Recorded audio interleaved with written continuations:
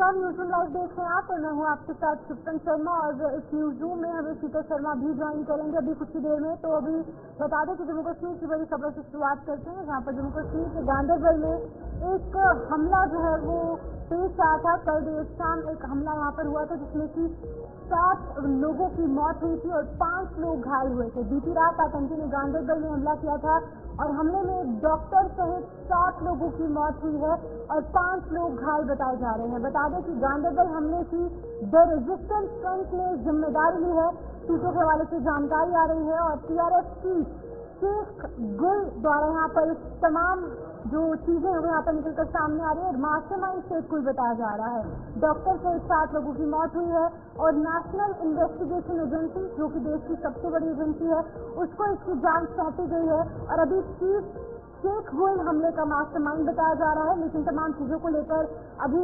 जानकारी सामने नहीं आई है। सूत्रों के हवाले से ये जानकारी सामने आई है, आधिकारिक तौर पर इसकी कोई पुष्टि नहीं की गई है। लेकिन आपको बता दें कि 7 लोगों की मौत और 5 लोग घायल बताए जा रहे हैं। सीएम ओमर अब्दुल्ला ने भी इस हमले की कड़ी निंदा की है। हालांकि ये उन्हीं का विधानसभा इलाका है, उन्हीं की असेंबली कॉन्स्टिट्यूएंसी है जहां पर यह हमला पेश आया है। हमले में शामिल लोगों को बख्शा नहीं जाएगा, अमित शाह ने ये साफ तौर से कहा है।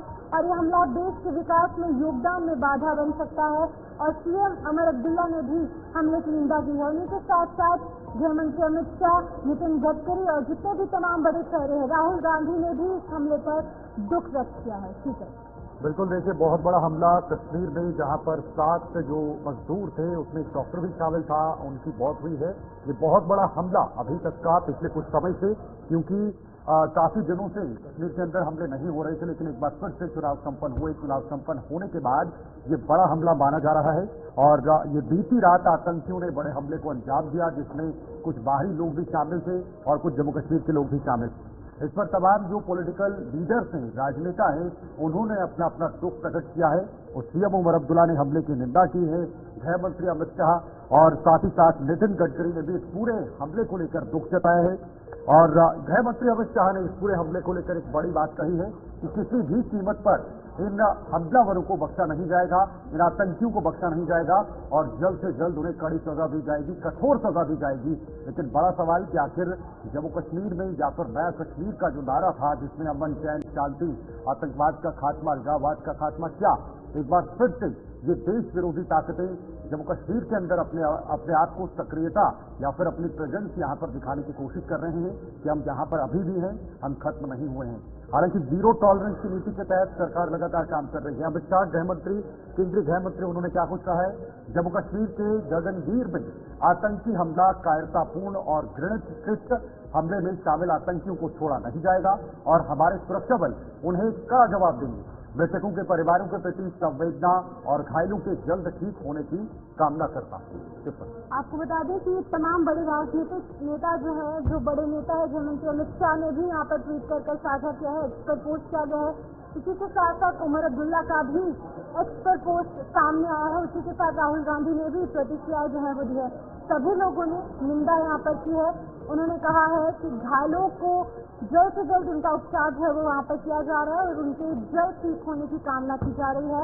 और जो 7 लोग जिनकी मृत्यु हुई है इस आतंकवादी हमले में, उनके साथ संवेदना व्यक्त भी की गई है। आपको बता दें कि गृह मंत्री अमित शाह, नितिन गडकरी हो या फिर राहुल गांधी हो, सभी ने एक ही चीज कही है कि बात सबके द्वारा की गई है कि जम्मू कश्मीर में अब जीरो टॉलरेंस की जो नीति है वो अपनाई जानी चाहिए। ऑलरेडी अपनाई जा चुकी है, लेकिन इसके बावजूद भी कुछ ऐसे इलाके हैं जहाँ पर अभी भी आतंकवादी हमले हो रहे हैं। ठीक है, अगर हम एक चीज देखेंगे तो यहाँ पर लगातार आतंकवादी हमले हो रहे हैं। पिछले 3 दिनों में 2 आतंकवादी हमले ऑलरेडी हो चुके हैं और सिलेक्टिव किलिंग यहाँ पर की जा रही है। प्रवासी मजदूरों को एक बार फिर से निशाना बनाने का प्रयास किया जा रहा है। बिल्कुल शिपन, सही कहा आपने, लेकिन अब प्रतिक्रियाएं भी सामने आ रही हैं। सुन, क्या दिल्ली से क्या माजरा है? अच्छा सर, घर बिहित हम घर पे हैं उस टाइम, शाम के टाइम। फिर फोन आया वहाँ से कुछ एक्सीडेंट हो गया, शायद उसका वो जख्मी हो गया। वो कौन लगते हैं आपके जो जख्मी हुए हैं? कजिन है। कजिन है। क्या नाम है उनका? देखिए, ये बहुत ही दर्दनाक वाक़ा है। कई गरीब मजदूर जो अपनी कमाई के लिए यहाँ आते हैं और फिर खानदान के लिए भी कुछ पैसा भेजते हैं। उन बेचारों को इन दरिंदों ने कल शहीद कर दिया। उसके साथ साथ हमारे डॉक्टर साहब भी थे जो लोगों की खिदमत करते हैं, कल वो भी अपनी जान खो बैठे। अब बताइए मुझे, इन दरिंदों को मिलेगा क्या? क्या वो समझते हैं इससे यहाँ पाकिस्तान बनेगा? आज कई सालों से हम ये देख रहे हैं कि वो आ रहे हैं वहां से, और हम कोशिश कर रहे हैं कि ये मामला खत्म हो और हम लोग आगे बढ़े, हम लोग मुश्किलों से निकल सकें। मैं पाकिस्तान के हुक्मरानों से ये कहना चाहता हूं, अगर वो सचमुच हिंदुस्तान से दोस्ती चाहते हैं तो फिर ये बंद कीजिए। कश्मीर पाकिस्तान नहीं बनेगा, नहीं बनेगा, नहीं बनेगा। हमें मेहरबानी करके इज्जत से रहने दीजिए, तरक्की करने दीजिए। कब तक आप ये हम लोगों को मुसीबत में डालते रहेंगे? 47 से आपने शुरू किया, कबाली भेजे, बेगुनाहों को मरवाया, क्या पाकिस्तान बना? जब ये 75 साल में पाकिस्तान नहीं बना, आज कैसे बनेगा? अल्लाह के वास्ते अपने मुल्क की तरफ देखिए, उसकी तरक्की को कीजिए और हम लोगों को अपने खुदा के पास छोड़ दीजिए।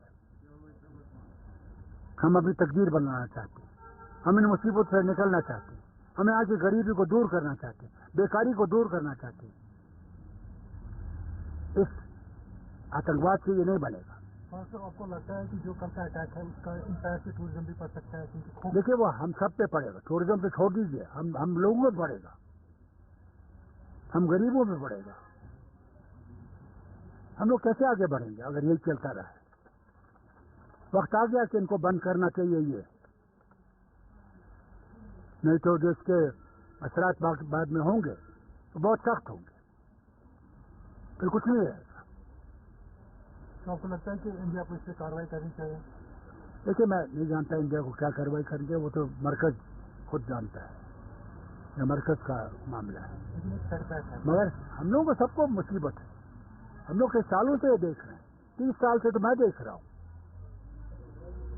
और बार बार उनसे कहता था मत करो ये, इससे कोई आगे नहीं चलेंगे। मैं पता नहीं उनकी अकल कैसी है, क्या हो गया। बात चल रही थी कि आपस में बातचीत होनी चाहिए। बातचीत कैसे होगी? आप हमारे बेगुनाहों को मार डालें और फिर कहें बातचीत करो, कैसे बातचीत होगी? पहले मारना तो बंद करो,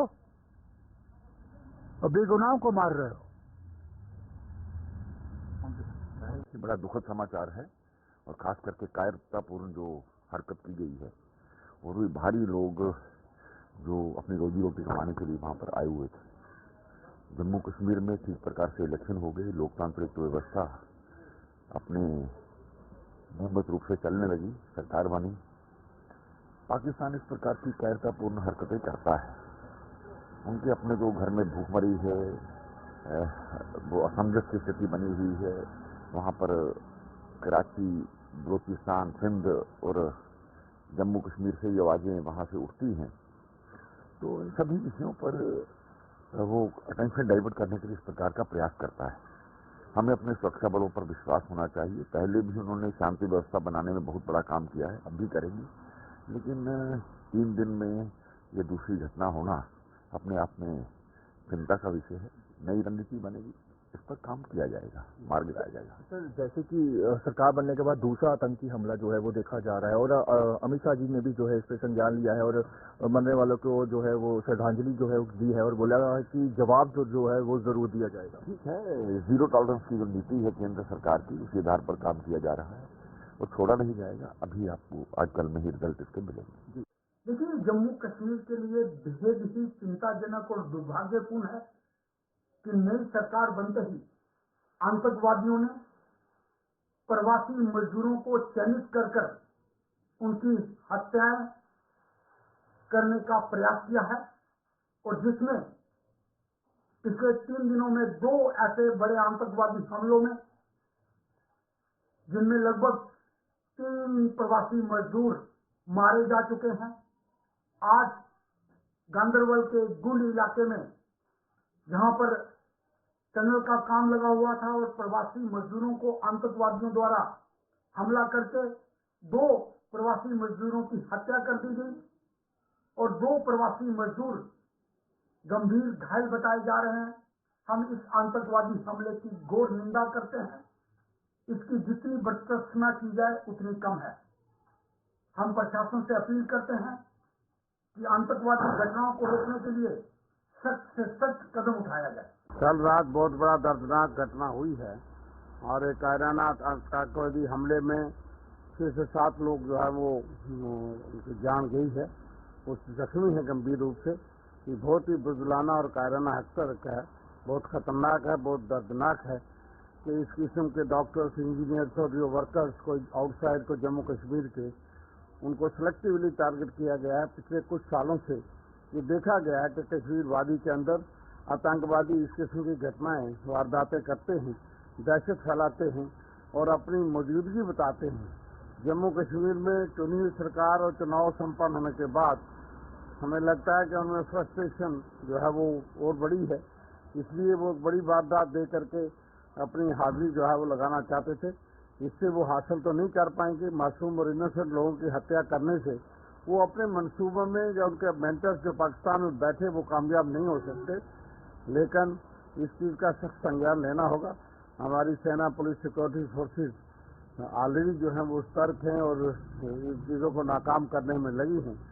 लेकिन केंद्र सरकार और जम्मू कश्मीर की सरकार को सख्त और कड़े कदम पूरी तरह से उठाने चाहिए आतंकवाद के खात्मे के लिए और मासूम लोगों के बचाव के लिए हर कदम उठाना चाहिए जो संभव है। और हम पुलिस, आर्मी, सेना, सिक्योरिटी फोर्सेज के साथ खड़े हैं ताकि आम लोग सुरक्षित महसूस करें और आम लोगों की सुरक्षा मुहैया कराए। हम उन परिवारों के साथ सहानुभूति प्रकट करते हैं जिन्होंने अपने तो आपने सुना दिग्गज नेताओं के बयान, जम्मू कश्मीर के तमाम दिग्गज नेता। लेकिन सबसे बड़ा सवाल कि क्या ये आतंकी हमले और लोगों की जानें सिर्फ और सिर्फ राजनीति के इर्द गिर्द या राजनेताओं के इर्द गिर्द घूमती है? फिलहाल आतंकी हमला कहाँ हुआ है? बीती रात आतंकियों ने हमला किया है। हमले में 7 लोगों की मौत हुई है।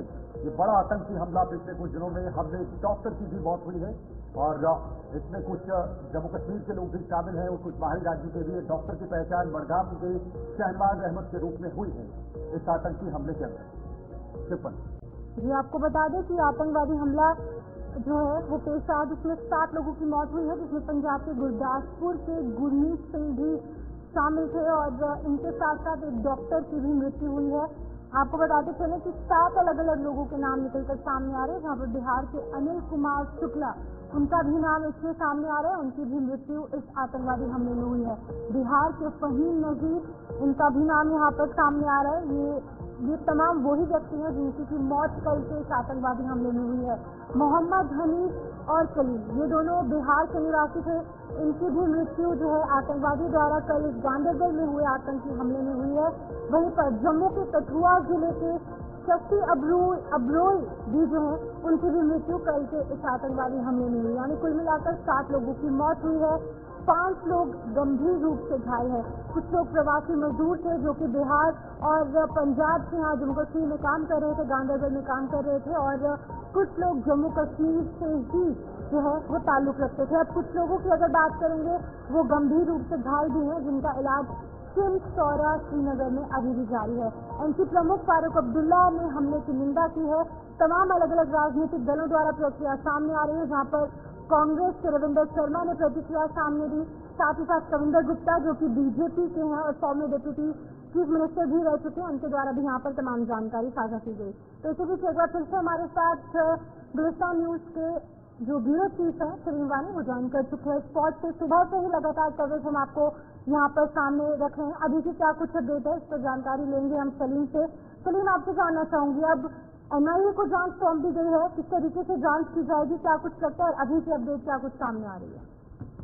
देखो जीवन, जो सुबह से ही हमने अपडेट दिया है आपको कि जहाँ पे top police officer, top army officer, जो लोग फोर्स, आईजीपी कश्मीर जो ऑन स्पॉट मॉनिटरिंग करते थे सुबह से ही, पूरी रात को आईजीपी कश्मीर यहाँ पे रहा है 3 बजे तक। उसके बाद वो सुबह 5 बजे दोबारा वहाँ पे पहुंचा है और आहिस्ता आहिस्ता जो ही वहाँ पे खबरें बाहर निकलती है कि इसमें इन्वेस्टिगेशन एनआईए का टीम वो भी वहाँ पे पहुंचा है। तो सुबह ही आपने अपडेट किया था कि जो होम मिनिस्टर ऑफ इंडिया है या वहाँ पे डिपार्टमेंट है, उन्होंने NIA को ये केस सौंप दिया गया और उनका टीम भी यहाँ पे बाकायदा तौर पर यहाँ पे पहुंचा है ऑन स्पॉट। और थोड़ी देर में यहाँ पे क्या अगर हो सकता है तो ICC कश्मीर की प्रेस हुई करेंगे, उसमें वो हम उनसे सवाल जवाब भी पूछेंगे कि किस तरह अटैक हुआ, कौन इस अटैक के पीछे है। जैसे यहाँ पे क़ियादत ने इसकी जिम्मेदारी कबूल कर दी है। उसके बाद अभी तक जो 7 लोगों की मौत हुई है, जिसमें लोकल नॉन लोकल दोनों लोग उसमें उसकी मौत हुई है, अमात हुई है। चाहे आप डॉक्टर शहनवाज की बात करो जो बडगाम डिस्ट्रिक्ट का रहने वाला है, या बाकी जो बाहर के लोग हैं, यहाँ पे 5 लोग इंजर्ड हुए हैं, जख्मी हुए हैं, जो सफापुरा, कंगन, प्रंग लोकल है यहाँ पे, वो वहाँ पे रहने वाले हैं। तो यही कुल मिला के कहें कि जो यहाँ पे 9 साल से ये जो एस्को टनल काम कर रही थी, चंद दिनों के बाद इस टनल की आवाज़ तौर पर इनाग्रेशन होने वाली थी और कल शाम को 7:30 बजे जो ये अटैक हुआ है यहाँ पे, इसमें 7 लोगों की मौत हुई है और 5 लोग अभी शरीर तोड़ रखी हैं। तो कहीं न कहीं जो अटैक हुआ है उसके बाद तौर पर इन्वेस्टिगेशन भी हो जाएगी और क्या रहेगा आगे की रणनीति। तो क्योंकि इसमें NIA भी अब आ गया है, क्योंकि श्रीनगर से हाईवे के बिल्कुल सड़क पर ये है एस्को टनल का जो यूनिट है। बड़ी बात यह है कि क्या आतंकवाद फिर से अपनी सक्रियता, अपनी प्रेजेंस वो बताना चाहता है, जताना चाहता है कि कश्मीर में से हम गए नहीं हैं, हम अभी भी मौजूद हैं। देखो, बिल्कुल आप ये देखिए कि जो पीर पंजाल का इलाका था, जो पूरा इलाका था, वहाँ पे आपने देखा पिछले 3 महीने से कहीं न कहीं अटैक, कहीं न कहीं एनकाउंटर, कहीं न कहीं वो चीज। तो ये जो गांधरबल का इलाका है, यहाँ पे ये भी मार्ची में अगर देखा जाए तो एक प्रोमिनेंट इलाका था। तो आज जो अचानक यहाँ पे गोली चली, इसके क्या होगा, इसका पीछे क्या हाथ था, क्या नहीं था। तो आने वाले टाइम में कुछ लम्हों के बाद जो जब तक कोई ऑफिसर इस बाकायदा पर प्रेस ब्रीफ नहीं करेगा, तब तक अभी हमारे जो जराया है, जो खबर को हम चलाते हैं, उसके बाद ही पता चलेगा कि क्या है। लेकिन कहीं न कहीं जो प्रेजेंस है, जो अचानक बेगुनाह लोग कब तक जान गंवाते रहेंगे सलीम, ये भी बड़ा सवाल है कि आखिर जब भी हमले होते हैं उसके बाद राजनीति और राजनीतिक जो लोग हैं उनके इर्द गिर्द जाकर खत्म होता है। यानी वो बयान देते हैं, बयानों के बाद 4-5 दिन चलता है और उसके बाद सब भूल जाते हैं। कब तक ये बेगुनाह लोग अपनी जानें गंवाते रहेंगे, कब तक इस चीज को जड़ से खत्म नहीं किया जाएगा। फारूक अब्दुल्ला से पहले मैनिफेस्टो में उन्होंने पाकिस्तान से बातचीत करने को कहा, लेकिन अब कह रहे हैं कि पाकिस्तान से बातचीत नहीं हो सकती। तो आखिर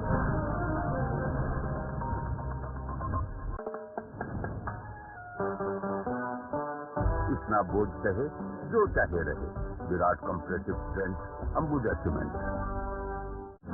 और हर किसी पॉलिटिकल पार्टी का जो मैनिफेस्टो होता है या बयान होता है, वो ऐसे ही होता है। जब भी इक़्तिदार में होते हैं या इक़्तिदार से बाहर रहते हैं, तो कहीं ना कहीं हर कोई अपना अपना जो एजेंडा होता है तो ऐसे ही चलता रहता है।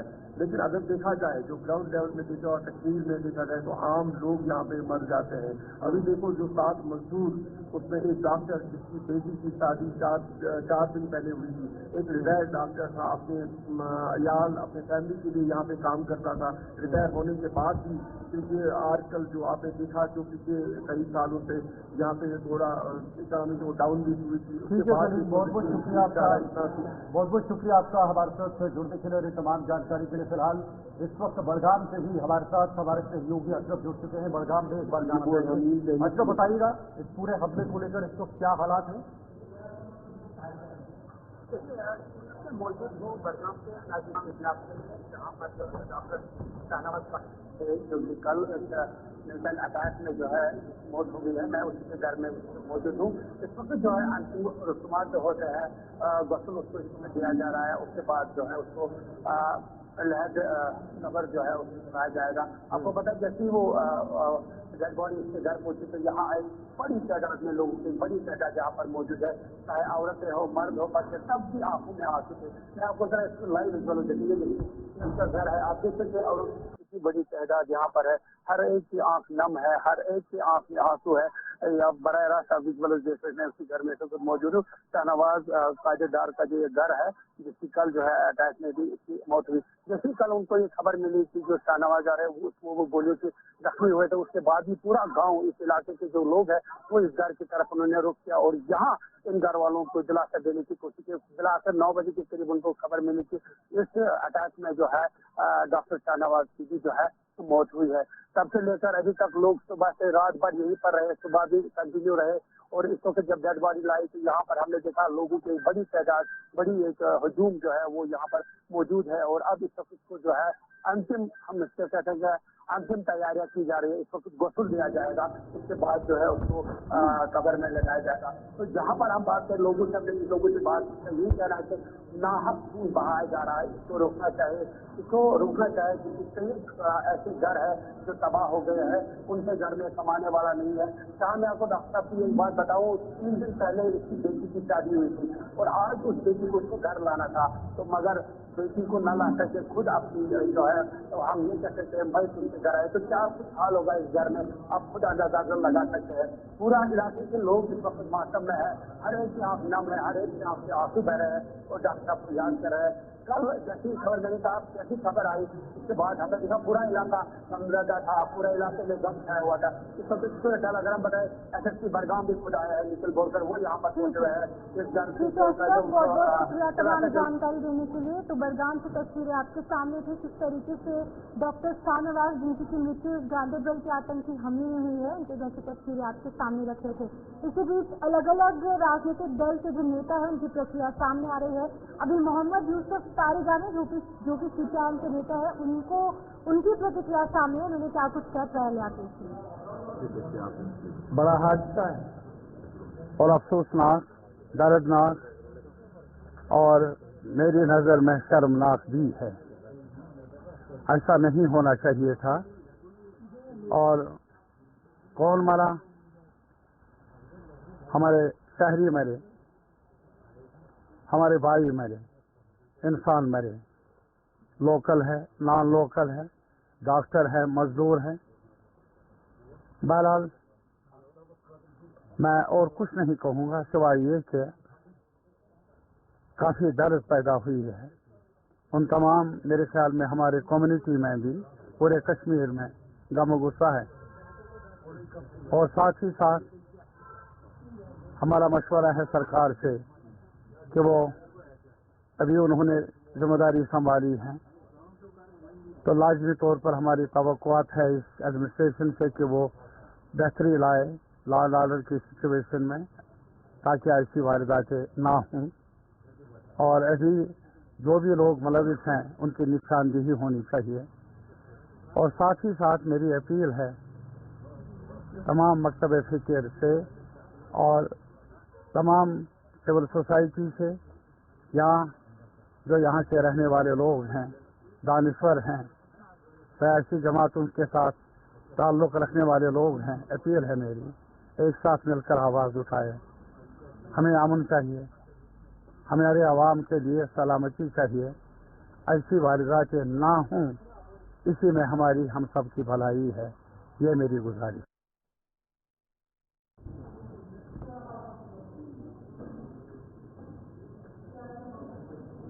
तो देखा आपने तारिगा में इस वक्त बयान दे रहे थे, उन्होंने कहा कि दर्दनाक है, दर्दनाक ही नहीं बल्कि शर्मनाक भी है, क्योंकि जिस तरह से आतंकी एक बार फिर से कश्मीर के अंदर सक्रिय हो रहे हैं, ये हमारे लिए और यहाँ की सेना के लिए, पुलिस के लिए बहुत बड़ी चुनौती बनती जा रही है। आगे बढ़ेंगे, एक और बड़ी खबर इस वक्त आ रही है, ये बड़ी खबर आप तक पहुंचाएंगे। जम्मू कश्मीर में विधायक आज शपथ लेंगे। आज का दिन बहुत महत्वपूर्ण जम्मू कश्मीर के दृष्टिकोण से। प्रोटेम स्पीकर मुबारक गुल सभी विधायकों को उसे एक एक कर शपथ दिलाएंगे। 51 विधायक पहली बार विधायक पद की शपथ लेंगे।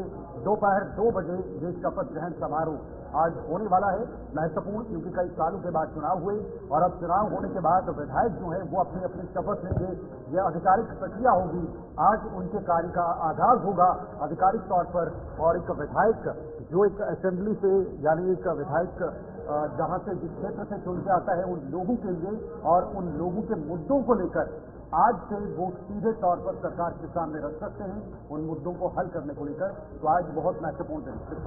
आपको बता दें कि जिस तरीके से नतीजे निकलकर सामने आए थे, लगातार उसके बाद से ही जो सरकार बनाने की प्रक्रिया थी वो शुरू हो चुकी थी, जहां पर मुबारक गुल को अब प्रोटेम स्पीकर बनाया गया है। उन्होंने स्पीकर का पदभार संभाल लिया है, जिसके बाद जब 51 ऐसे विधायक हैं जो कि शपथ लेंगे और आज शपथ ग्रहण समारोह जो है वो तकरीबन 2 बजे यहाँ पर होगा। आपको बता दें कि 51 विधायक पहली बार शपथ लेंगे, जिसके बाद की तमाम जो बड़े मुद्दों को लेकर लोगों ने उन्हें प्रत्याशी के तौर पर यहाँ पर सामने किया है, उन्होंने उन्हें जिताया है, उन तमाम चीजों को लेकर आज विधायक जो है वो शपथ लेंगे कि जिन लोगों ने उन्हें वोट किया है उनके फेवर में वो काम करेंगे, उनके मुद्दों को सुलझाया जाएगा, उनके मसलों का हल किया जाएगा।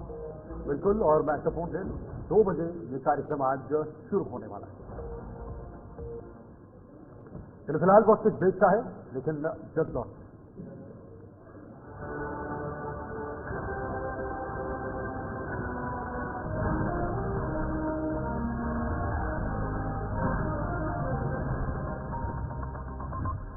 वोकल फॉर लोकल हमारी बहुत समस्याओं का समाधान आत्मनिर्भरता में है। यशस्वी प्रधानमंत्री श्री नरेंद्र मोदी जी के विजन वोकल फॉर लोकल के अनुरूप माननीय मुख्यमंत्री योगी आदित्यनाथ के नेतृत्व में स्थानीय उत्पादों को मिला global market. UP international trade show के द्वितीय संस्करण में रिकॉर्ड 10,000 करोड़ रुपए से अधिक का व्यापार हुआ है सुनिश्चित। इस वैश्विक व्यापारिक महाकुंभ में 70 से अधिक देशों के 500 से अधिक इंटरनेशनल बायर्स सहित देश विदेश के 5 लाख से अधिक लोगों ने हिस्सा लिया। UP international trade show Uttar Pradesh के व्यापार को नई गति देकर अर्थव्यवस्था को $1 ट्रिलियन बनाने में अहम पड़ाव साबित होगा। UP international trade show, sourcing का अद्वितीय मंच।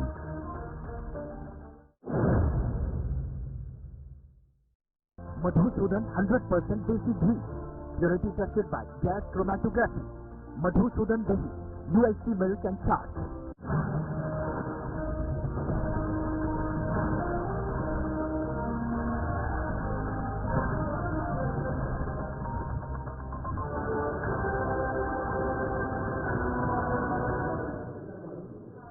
चलिए ब्रेक के बाद एक बार फिर से आप सभी का बहुत बहुत स्वागत है। न्यूज रूम लाइव में वक्त तो चला है आगे बढ़ने का। इस वक्त बड़ी खबर है, आज देश भर में पुलिस स्मृति दिवस मनाया जा रहा है और देश भर में 21 अक्टूबर को ये दिन मनाया जाता है। पुलिस स्मृति दिवस पर जगह जगह कार्यक्रम का आयोजन हुआ है।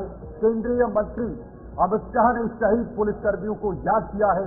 दिल्ली में राष्ट्रीय पुलिस पार्क पर श्रद्धांजलि दी है और आज ये दिन बेहद महत्वपूर्ण दिन होता है, क्योंकि जो पुलिसकर्मी अपनी अपनी ड्यूटीज के दौरान शहीद होते हैं उनको याद किया जाता है। 21 अक्टूबर का ये दिन पुलिस स्मृति दिवस के रूप में पूरे देश में आज मनाया जाता है। उसी को लेकर गृह मंत्री अमित शाह ने आज वो तमाम पुलिसकर्मियों को जो शहीद हुए हैं अपनी अपनी ड्यूटीज के दौरान में उनको याद करने का समय आज जो है वो पूरे देश में किया जा रहा है।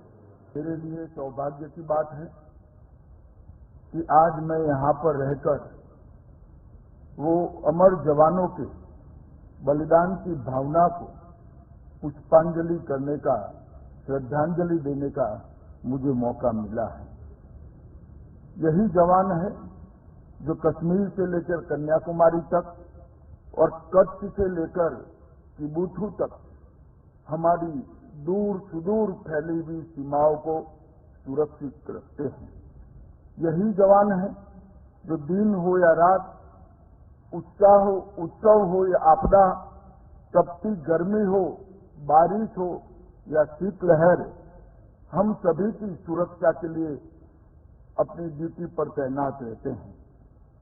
-50 डिग्री टेम्परेचर से लेकर +50 डिग्री टेम्परेचर तक सीमाओं पर अड़िग रहकर देश की सीमाओं की सुरक्षा करते हैं। आज मैं राष्ट्रीय पुलिस स्मारक पर इन वीर सपूतों को नमन करता हूं और उन्होंने जो सर्वोच्च बलिदान दिया है उनके परिजनों को भी श्रद्धापूर्वक प्रणाम कर मैं इनकी श्रद्धांजलि को जनता के सामने रखने का काम करता हूं। भाइयों बहनों, ये जो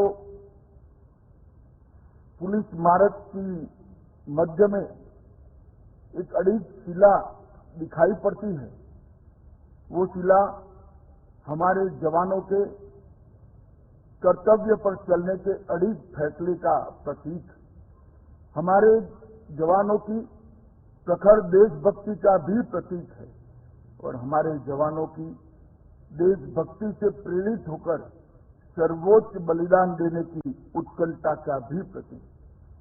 हम सभी जानते हैं कि आज के दिन ही 1959 में सीआरपीएफ के 10 जवानों ने चीन की सेना का डटकर मुकाबला करते हुए अपने प्राणों की आहुति दी है। इसलिए इस दिन को पुलिस स्मृति दिन के रूप में हम सब मनाते हैं। हमारे देश के प्रधानमंत्री श्रीमान नरेंद्र मोदी जब प्रधानमंत्री बने तब उन्होंने तय किया कि दिल्ली की हृदय स्थली के अंदर इनके बलिदानों के सम्मान के रूप में एक पुलिस स्मारक बनाया जाए जो सालों सालों तक युवा पीढ़ी को प्रेरणा देता रहे, सालों सालों तक हमारे देश भर के नागरिकों को स्मृति दिलाता रहे कि आज हम सुरक्षित हैं, हम विकास के रास्ते पर आगे चल रहे हैं, हमारे परिवार चैन की नींद सो रहे हैं। इसके पीछे ये हजारों बलिदानियों का सर्वोच्च बलिदान है। और आज मैं ये कहना चाहता हूं कि 36,468 पुलिस के जो जवानों ने, अलग अलग बल के कर्मियों ने जो अपना सर्वोच्च बलिदान दिया है, उसी के चलते आज देश इतनी प्रगति कर पाया है। पिछले एक वर्ष के दौरान 216 से ज्यादा पुलिस कर्मियों ने कर्तव्य की वेदी पर अपने प्राण न्यौछावर करे हैं। हमारा देश इन जवानों का सदैव ऋणी रहेगा। कृतज्ञ राष्ट्र की ओर से एक फिलहाल आपको लिए चलते इस वक्त देहरादून, जहां पर उत्तराखंड के मुख्यमंत्री पुष्कर सिंह धामी संबोधन कर रहे हैं। स्वयं भी गौरव की अनुभूति पा रहे हैं। इसके पश्चात सादर आमंत्रित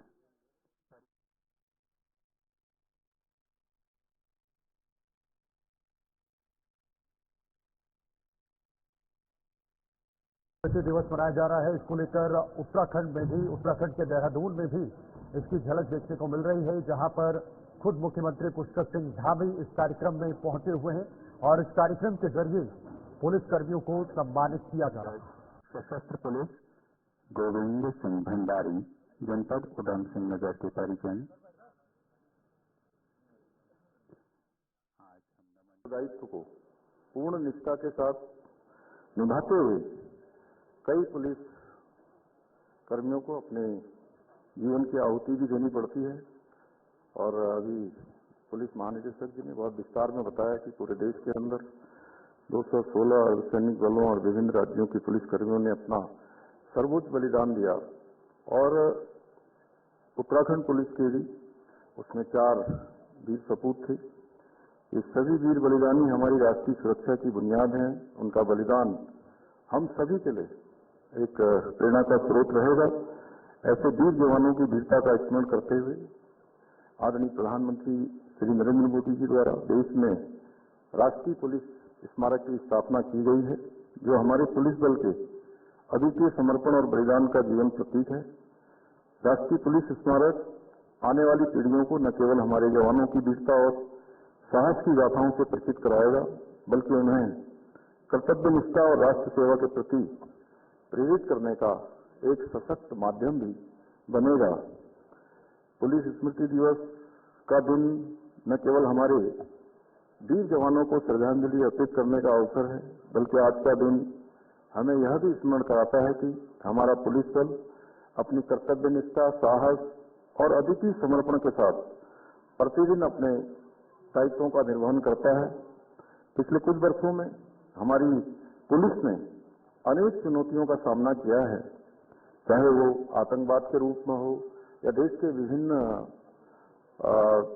क्षेत्रों में नक्सलवाद हो या प्राकृतिक आपदाएं हो या फिर कानून व्यवस्था से जुटी जटिल परिस्थितियां हों। हर परिस्थिति में हमारी पुलिस ने अदम्य साहस और वीरता विवेक का अभूतपूर्व परिचय दिया है।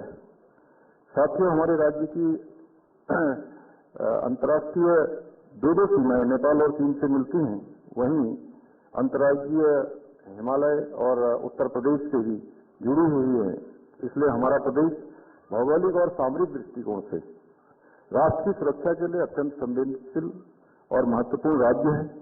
ऐसे में हमारे राज्य में शांति और सुरक्षा को बनाए रखने में हमारे पुलिस कर्मियों की भूमिका और भी महत्वपूर्ण हो जाती है।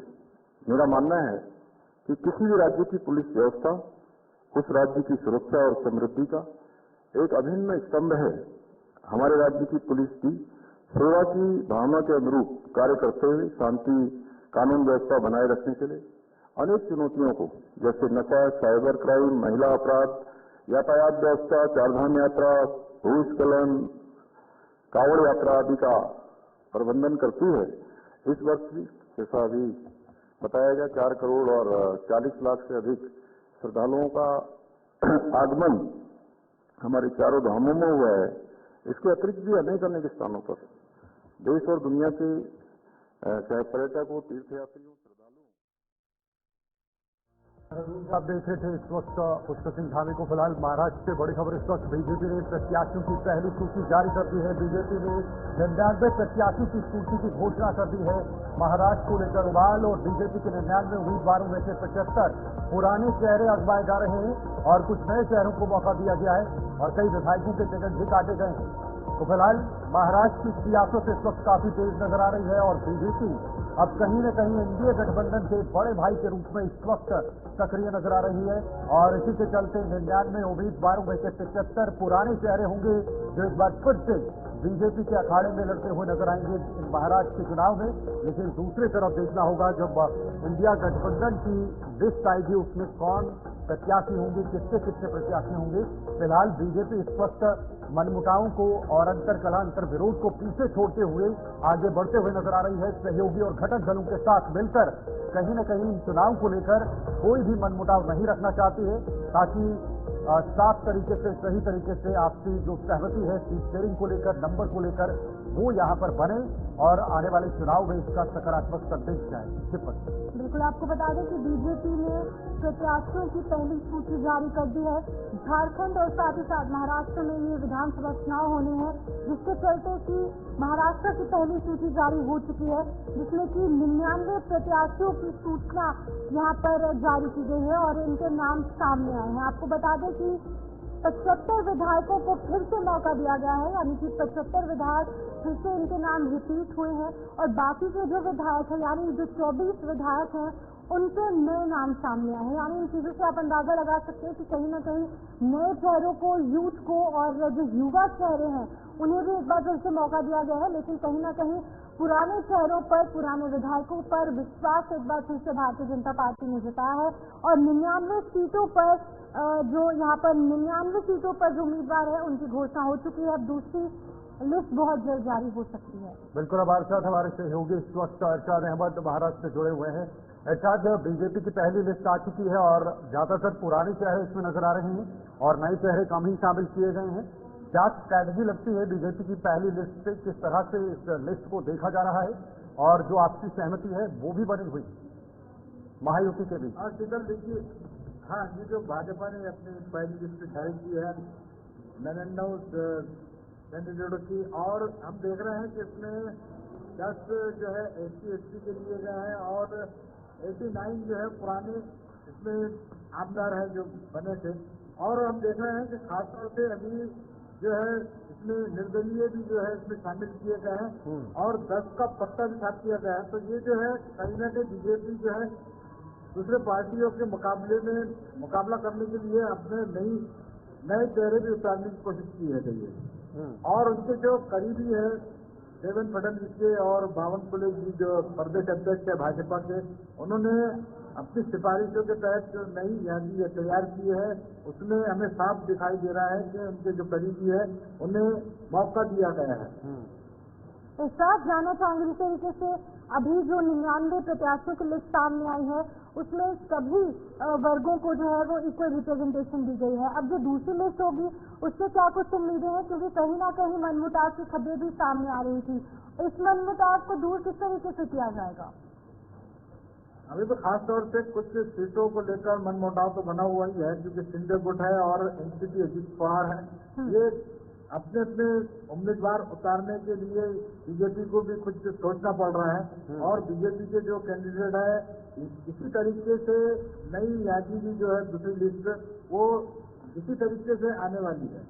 अभी जो है कुछ नए चेहरे भी उतारे जा सकते हैं, और पुराने लोगों को तो इसमें उतारना ही है उनको, क्योंकि 2019 में इनका अच्छा प्रदर्शन था, और 2019 के बाद अब ये 2024 का जो चुनाव है लोकसभा का, इसमें खास तौर से बड़ी पार्टियों से भी मुकाबला बीजेपी का है। लोकसभा में जो खास तौर से हमने देखे हैं कि लोकसभा के जो चुनाव में एनडीए को खास तौर से यहाँ शिकस्त मिली थी, पिछड़ गया था, और इंडिया गठबंधन का अच्छा प्रदर्शन रहा।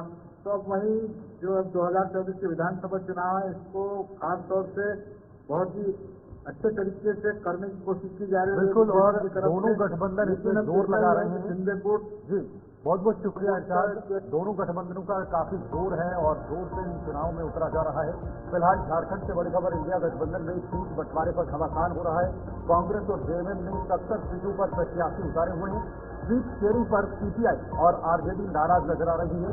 आज दोपहर सीट शेयरिंग को लेकर बैठक होगी, क्योंकि आरजेडी ने भी सीटों की मांग की थी।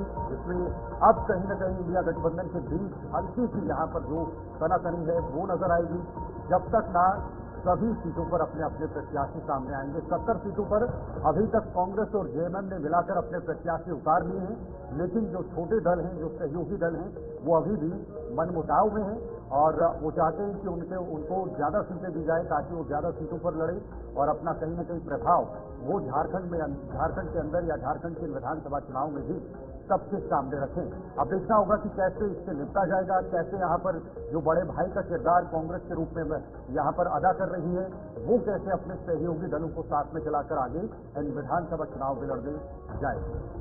तो आपको बता दें कि झारखंड में भी विधानसभा चुनाव का ऐलान हो चुका है, जहां पर कांग्रेस और जेएमएम ने 70 सीटों पर अपने प्रत्याशी उतारे हैं, लेकिन जो सीट शेयरिंग फॉर्मूला है उसको लेकर कहीं ना कहीं घमासान देखने को मिल रहा है। झारखंड विधानसभा चुनाव की तारीखों के ऐलान के बाद 18 अक्टूबर को नामांकन यानी यहाँ पर नॉमिनेशन की प्रक्रिया शुरू हो चुकी है, और अब देखने वाली बात होगी कि किस तरीके से समीकरण बनेंगे, क्योंकि आज दोपहर 12 बजे झारखंड मुक्ति मोर्चा यानी जेएमएम और कांग्रेस, सीपीआई और साथ ही साथ आरजेडी की एक बैठक बुलाई गई है, जो कि तकरीबन 12 बजे यहाँ पर होगी, जिसमें कि सीट शेयरिंग पर किस तरीके से बात होगी वो देखने वाली बात होगी। और अभी फिलहाल क्या कुछ समीकरण रहेंगे ये इस बैठक के बाद स्पष्ट हो जाएगा, हम सभी के समक्ष होगा।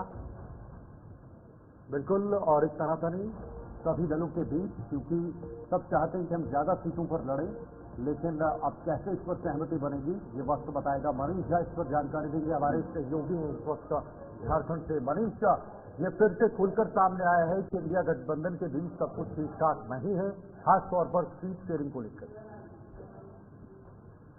हाँ बिल्कुल शीतल, जिस तरह से भारतीय जनता पार्टी ने 2 दिन पहले ही अपनी पहली लिस्ट जारी कर दी है, उस समय के बाद से लगातार माथा चल रहा है। झारखंड मुक्ति मोर्चा, कांग्रेस और राजद जो मेन घटक हैं, ये सभी आपस में टिकातानी कर रहे हैं। जो हम लोगों के पास सूचना है, सीट शेयरिंग को लेकर लगातार ये लोग परेशान नजर आ रहे हैं। सीपीआई जो इनके एक और सहयोगी हैं, उनका भी कहना है कि हम 60 को हैं, परंतु अपने 25 से 26 सीटों पर हम अपना उम्मीदवार उतारेंगे। राजद तो नाराज नजर आ रहे हैं कि तेजस्वी यादव आए थे, मुख्यमंत्री के साथ उनकी मुलाकात भी हुई, बावजूद इससे संतुष्ट नजर नहीं आ रहे हैं। उनका भी कहना है कि हम अलग अलग तरह से अपना प्रत्याशी उतारेंगे। तो रूठना और मनाना ये इंडिया गठबंधन में अभी जारी है, क्योंकि ना तो झारखंड मुक्ति मोर्चा ना तो कांग्रेस अपने सीट में कटौती करने को तैयार है। तो आज शाम तक अनुमान है कि जो बैठकों की दौर अभी इन लोगों का चल रहा है, कुछ समय के बाद स्पष्ट हो पाएगा। शाम तक फिगर क्लियर होगा कि क्या ये लोग आपस में सामंजस्य बैठा पाए या सब अलग अलग अपना चुनाव लड़ेंगे। तो अभी तक सहमति नहीं बनना ये कहीं न कहीं इंडिया गठबंधन के ठीक नहीं है। जिस तो क्या छोटी पार्टियां, छोटे सियासी दल मांग कर रहे हैं कि ज्यादा सीटों पर अपने उम्मीदवार उतारे जाएं? खासतौर पर आरजेडी मांग कर रही है। बिल्कुल बिल्कुल, जो अंदरूनी खबर है कि आरजेडी के जो कार्यकर्ता हैं अलग अलग जिले में, वो लोग दबाव दे रहे हैं आरजेडी के प्रदेश अध्यक्ष के ऊपर कि अधिक से अधिक सीट लिए जाए, क्योंकि जो लगातार मेहनत किया गया है फील्ड में उसका परिणाम भी आना चाहिए। तो आरजेडी का डिमांड है कि अधिक सीट, यानी उनका 10 सीटों का मांग था, जबकि 5 सीट देने को ये लोग तैयार थे। अभी जो खबर है कि आरजेडी अपने लाने को तैयार है, तो 5 से बढ़ाकर 8 सीट तक करने का अनुमान है। और आज शाम तक यदि इस पर सहमति बनी तो ठीक है, अन्यथा सीपीआईएमएल और आरजेडी अलग अलग चुनाव लड़ेंगे और विलम्ब होना। ये कहना गलत नहीं है, ये लॉजिक साफ समझ आ रहा है कि कांग्रेस की हार या फिर कांग्रेस का बैकफुट पर आना बाकी राज्यों में, यही वजह है कि बाकी दल भी अब डोमिनेट हो रहे हैं। वो कांग्रेस को पीछे रखना चाह रहे हैं। कांग्रेस लगातार हार रही है और इसका नमूना हमने देखा जब हरियाणा में परिणाम आए तो खुद जो सहयोगी दल थे उन्होंने भी कांग्रेस पर निशाना साधा, उनको सुधरने का यहाँ पर जो है वो बात कही है। लगातार भारतीय जनता पार्टी के नेता कहते रहे हैं कि कांग्रेस राष्ट्रीय पार्टी से अब कुछ लघु पार्टी हो गई है, क्योंकि अलग अलग जो राज्य में प्रदेश में चुनाव हो रहे हैं वहाँ कांग्रेस पार्टी की जो स्थिति है कमजोर होती जा रही है। तो जो क्षेत्रीय दल है वो हावी होते नजर आ रहे हैं। यहाँ भी झारखंड मुक्ति मोर्चा अधिक सीट मांग रहे हैं, क्योंकि वो क्षेत्रीय दल है, उनका पकड़ है। और कांग्रेस का पकड़ सिर्फ शहरी क्षेत्रों में है, तो शहरी क्षेत्रों में उन्हें जगह दिया जा रहा है। और उनके जो सहयोगी हैं, राष्ट्रीय जनता दल है, सीपीआईएमएल है, उनके लिए जो सीट दिया जाएगा तो कांग्रेस के कोर्टे से काटकर दिए जाने की बात चल रही है, जिसके चलते खींचातानी लगातार जारी है। बैठकों का दौर जारी है, रूसने मनाने का दौर जारी है। तो कहीं न कहीं जो आपका जो ये प्रश्न था कि इसका प्रभाव पड़ रहा है झारखंड में, ये बड़ी पार्टी थी, राष्ट्रीय पार्टी थी, बावजूद इसके ये कमजोर होती जा रही है, इनका जो जनाधार है घट रहा है, इसलिए जो क्षेत्रीय पार्टी है वो हावी होती नजर आ रही है। तो आज शाम तक फिगर क्लियर हो पाएगा क्या इन लोगों में सामंजस्य बैठ पाएगा नहीं। सीपीआईएमएल को कितने सीट दिए जा रहे हैं, आरजेडी को कितने दिए जा रहे हैं, क्या ये लोग मांग रहे हैं या नहीं मांग रहे, तो शाम तक इंतजार हमें करना होगा, इसके बाद ये स्पष्ट हो पाएगा। परंतु जितना विलम्ब ये लोग कर रहे हैं इंडिया गठबंधन के लोग, भारतीय जनता पार्टी के लिए सही साबित हो रहा है, क्योंकि वो प्रत्याशी का घोषणा कर चुके हैं और संदेश देने का प्रयास कर रहे हैं क्षेत्र में कि उनकी जो पार्टी है वो सबल पार्टी है और ये लोग आपस में लड़ रहे हैं। ये जो युद्ध तंत्र कहते हैं भारतीय जनता पार्टी के लोग, उन्हें मौका मिल जाता है। वरिष्ठ बीजेपी हमेशा से ही इस बात पर आगे रही है, जब भी उसका प्रतिद्वंदी कहीं न कहीं पीछे बिछड़ता हुआ नजर आता है तो बीजेपी सीधा सीधा उसका फायदा उठाती है। और इसका जीता जागता उदाहरण अभी अभी हरियाणा के चुनाव में मिला है, जहां पर कांग्रेस के बीच अंतर विरोध देखा गया, अलग अलग 3 गुट बन गए, सब मुख्यमंत्रियों की रेस में आ चुके थे। उसका फायदा क्या बीजेपी अब झारखंड में भी उठाना चाहेगी? माहिर है बीजेपी। बिल्कुल बिल्कुल शीतल, जो 2019 में चुनाव यहाँ हुआ था, रघुवर दास की अगुवाई में हुई थी, उस समय की जो गलती कर गई बीजेपी, अपने सहयोगियों को इसी तरह से नजरअंदाज कर दी। इस बार जो उनका मैनेजमेंट है वो तगड़ा नजर आ रहा है, क्योंकि रामविलास पासवान की जो पार्टी है लोक जनशक्ति पार्टी, उन्हें 20 सीट दे देना, आजसू को 10 सीट दे देना, जदयू को सीट दे देना, इस तरह से अब आपस में जो सामंजस्य ये बैठा है ये जबरदस्त है इस बार। और इसका बेनिफिट, क्योंकि ये लोग जो विलंब कर रहे हैं आपस में खींचातानी देखा जा रहा है, तो इसका निश्चित तौर पर फायदा भारतीय जनता पार्टी के जो कार्यकर्ता है या जो कैंडिडेट है वो उठाने का प्रयास करेंगे। और इस मामले में प्रधानमंत्री माहिर हैं, वो तो इस तरह के मुद्दे खोजते हैं कि कहाँ से मिले ताकि जनता के बीच से परोसे जाए और इसका लाभ उठाया जाए। ठीक है, बहुत बहुत शुक्रिया आपका मनीष, जानकारी के लिए। बहुत इस वक्त लगातार सरगर्मियां जो है वो झारखंड विधानसभा चुनाव को लेकर देखने को मिल रही है। एक और बड़ी खबर चुनाव को लेकर इस वक्त प्रचार प्रसार जोरों पर है। जेएमएम विधायक कल्पना सोरेन ने टुंडी क्षेत्र का दौरा किया है। आपको बताना चाहेंगे झारखंड में अब वह प्रचार प्रसार शुरू हो चुका है। पार्टी कार्यकर्ताओं का जगह जगह स्वागत किया जा रहा है और शिबू सोरेन का गढ़ माना जाता है टुंडी विधानसभा क्षेत्र, और वहीं पर आज का ये महत्वपूर्ण दौरा रहने वाला है। ये तस्वीरें भी आपके सामने। आपको ज्यादा पता है, जो मैं महसूस कर सकती हूँ, कर सकती हूँ जो श्रद्धा, जो प्यार, जो अपनापन है, ये अपनापन दिख रहा है। और आज झारखंड मुक्ति मोर्चा में एक मेरी जो जिम्मेदारी दी गई है और लोगों के बीच में आने का मौका मिल रहा है, मैं अपनी तरफ से पूरी कोशिश कर रही हूँ और जनता का जो अपार समर्थन है, अपार प्यार है, विश्वास है गृहमंत्री के ऊपर में, गुरु जी के ऊपर में, उसको हम लोग आगे बढ़ाने का काम करेंगे।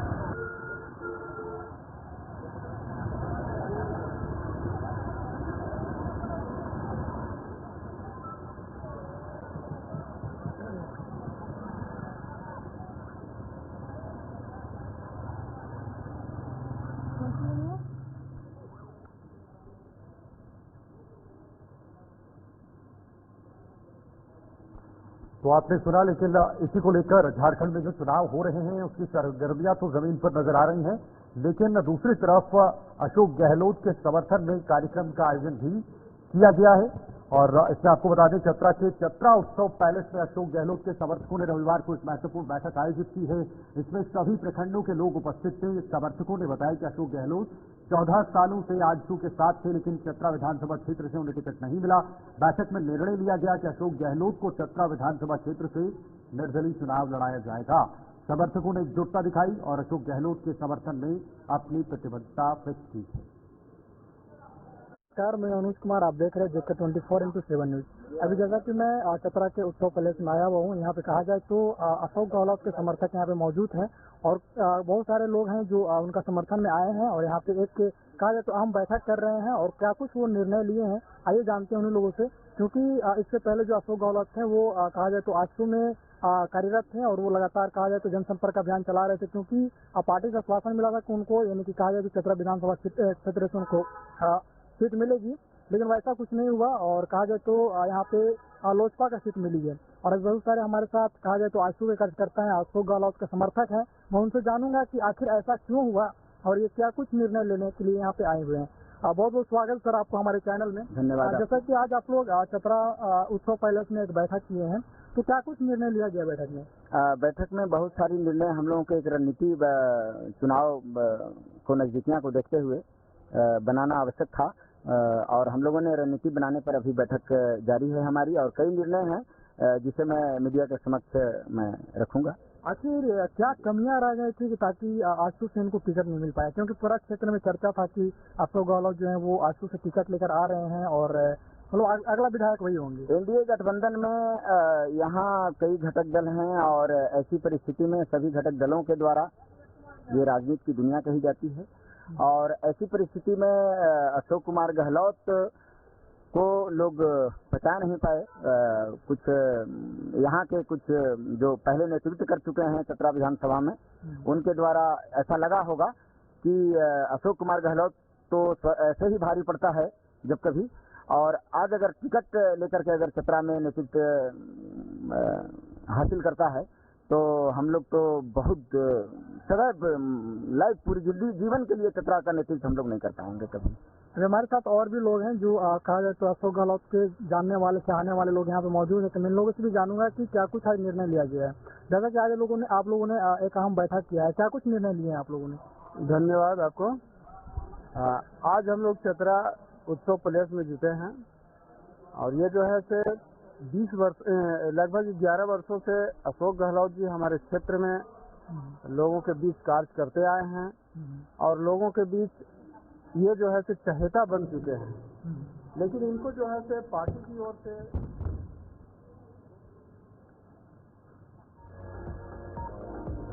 तो बहराइच से बड़ी खबर, बहराइच में बुलडोजर कार्रवाई पर रोक लग चुकी है। हाईकोर्ट ने 15 दिन के लिए ये रोक लगा दी। आपको बता दें कि पीडब्ल्यूडी ने 23 लोगों के घरों पर ये नोटिस लगाया था, जिसके बाद बहराइच हिंसा मामले में अभी तक 112 मामले निकलकर सामने आ चुके हैं। बहराइच में बुलडोजर कार्रवाई पर अब रोक लग चुकी है। आपको बताते चले कि ये मामला अब सुप्रीम कोर्ट तक पहुंच चुका है, जहां पर पीडब्ल्यूडी ने लोगों के घरों पर नोटिस लगाया था और 23 ऐसे लोग थे जिनके घरों पर नोटिस लगाया गया था। अभी तक इस मामले में जो बहराइच में हिंसा हुई थी, इस मामले में 112 लोगों को गिरफ्तार कर लिया गया है और भी गिरफ्तारियां जो है वो संभावित है। आपको बता दें कि बहराइच के महसी महराजगंज बवाल मामले में आरोपियों के घर गिराए जाने की पीडब्ल्यूडी की नोटिस पर इलाहाबाद हाईकोर्ट की लखनऊ बेंच ने यहाँ पर रोक लगा दी है और अब इसकी सुनवाई सुप्रीम कोर्ट में होगी। यानी कि ये मामला इतना बढ़ चुका है कि इसकी सुनवाई आज सुप्रीम कोर्ट में होगी। तो इस खबर पर जानकारी देने के लिए बहराइच से हमारे संवाददाता जो है अजय शर्मा ज्वाइन कर चुके हैं। अजय, क्या है ये पूरा मामला बताइएगा और अब इसकी सुनवाई सुप्रीम कोर्ट में भी हो सकती है, क्या कुछ जानकारी आपके पास? मैं स्वयं ग्राउंड जीरो पर मौजूद हूँ। ये बहराइच का वो इलाका है महाराजगंज क्षेत्र, ये मैसी का महाराजगंज इलाका जो तो मैं सड़क रहा था। यहाँ पर खान बवाल पथराव मारपीट गुंडाई दबंगाई सब हुआ और जिस तरीके से दुकानों में आगजनी की गई तो उपयोग किया गया, जमकर बवाल काटा गया। आज जीरो ग्राउंड पर ठीक हमारे पीछे आप देख सकते हो कोई स्थान दिखाई दे रहा है, कुछ टीम जैसा दिखाई दे रहा है। ये उसी आरोपी का मकान है जिस घर पर गोली चलाई गई और जिस घर पर राम गोपाल मिश्रा की मौत हुई, उससे गोली लगी। तो मैं जीरो ग्राउंड पर मौजूद हूँ। JK24 लगातार जीरो ग्राउंड से जुड़ा हुआ है और स्थितियां इस समय है कि जब 23 घरों में नोटिस पीडब्ल्यूडी विभाग द्वारा जारी कर दी गई, उसके बाद स्थानीय लोगों ने और यहाँ उनके जो आरोपी पक्ष थे उनके एडवोकेट ने सुप्रीम कोर्ट और हाई कोर्ट से गुहार लगाई कि इन्हें आईएएस सहायता तत्काल दी जाए, इनको जो भी मदद हो सकती है इसमें जल्द ही इनके घरों को न छोड़ा जाए। तो इस पूरे घटनाक्रम पर 15 दिन की इन्हें अभी अंतरिम जो है राहत मिली है। 15 दिन का कोर्ट द्वारा स्टे लगा दिया गया है, जहां पर 15 दिन के लिए अब बुलडोजर की कार्यवाही को रोक दिया गया। आने वाले समय में जब ये अपना पक्ष रखेंगे, अपने डॉक्यूमेंट प्रस्तुत करेंगे, उसके बाद जो भी कार्यवाही होगी वो की जाएगी। फिलहाल जो आज की डेट में यहाँ पर जो बुलडोजर चलना था वो रुक गया है। अभी यह बुलडोजर की कार्रवाई क्या होती है आने वाला समय बताएगा। ठीक है, शुक्रिया आपका अजय जी की तमाम जानकारी के लिए। अजय इस वक्त हमारे साथ बने हुए थे जो इस रोक को लेकर खुद ग्राउंड पर मौजूद है, वहाँ की जो इस वक्त की स्थिति है, जो सिचुएशन है, उसका पूरा जायजा ले रहे हैं। अब अगला कदम क्या होगा वो देखना होगा। न्यूज रूम लाइव में आज के लिए इतना ही। मुझे और मेरे सहयोगी को दीजिए इजाजत। नमस्कार।